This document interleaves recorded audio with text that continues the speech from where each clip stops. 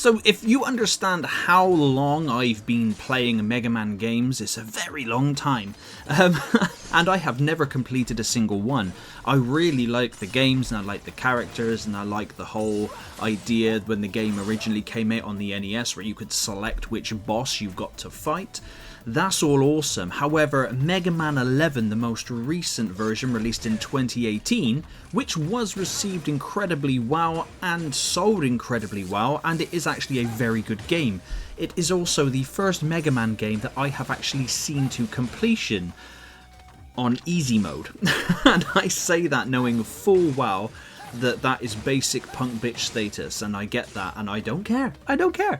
I completed a Mega Man game, infinite lives or not, I managed to do it. So I'm quite proud of myself, pat on the back. If I did not have infinite lives, there was no way in how I would have completed this game.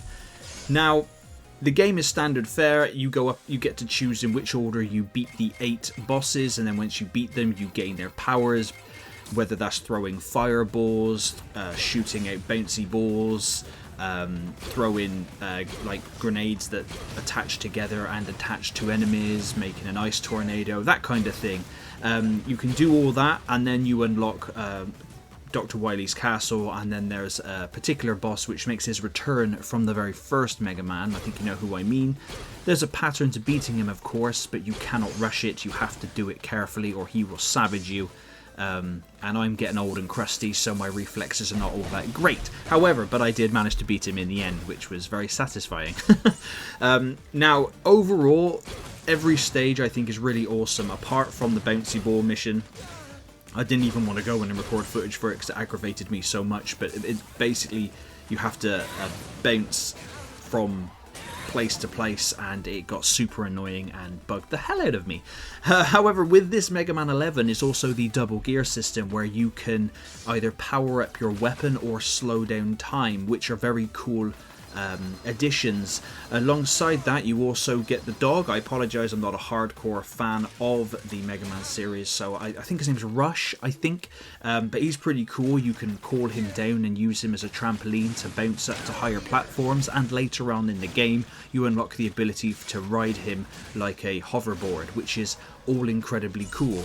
The enemy variety is very, very good, and the 2.5D art style is also pretty awesome. There's also little cutscenes in between certain missions as you progress through the game, so there is some semblance of a story there. I don't think it's super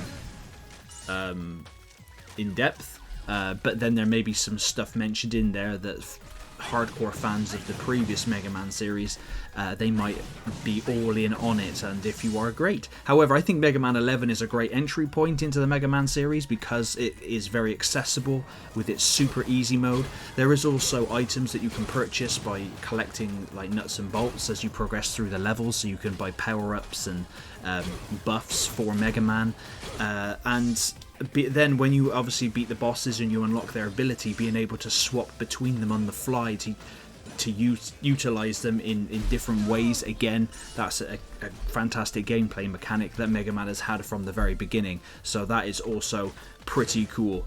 I am planning on tackling the other Mega Man games, the other 10 in the mainline series and the Mega Man X series as well, that came out on the Super Nintendo. I mean, I have all the Mega Man games on PC, so I'm going to try and get through all of them, but the original ones are super solid, so it's going to take me a while and a lot of trial and error, so I'm going to look forward to that.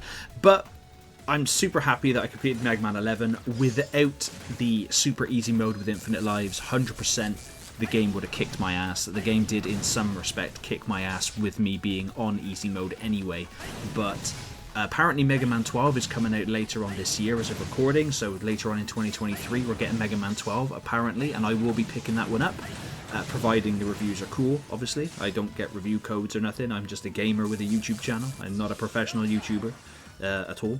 I do this as a hobby, and I really enjoy talking to everybody about video games and stuff, unless you mention Starfield, and then people tend to hate on you for it, which is very bizarre, but you know, each to their own. But please let me know in the comments down below if you've played Mega Man 11, or if you've never played a Mega Man game before but you've seen it from afar. Again, like I said, If you're thinking of getting into it, Mega Man 11 is a fantastic entry point, and I had a lot of fun with the game. The gameplay is a ton of fun, and as you can see from the footage, it's standard run and gunning, but it is pretty cool. But thank you very much for watching. Detonate!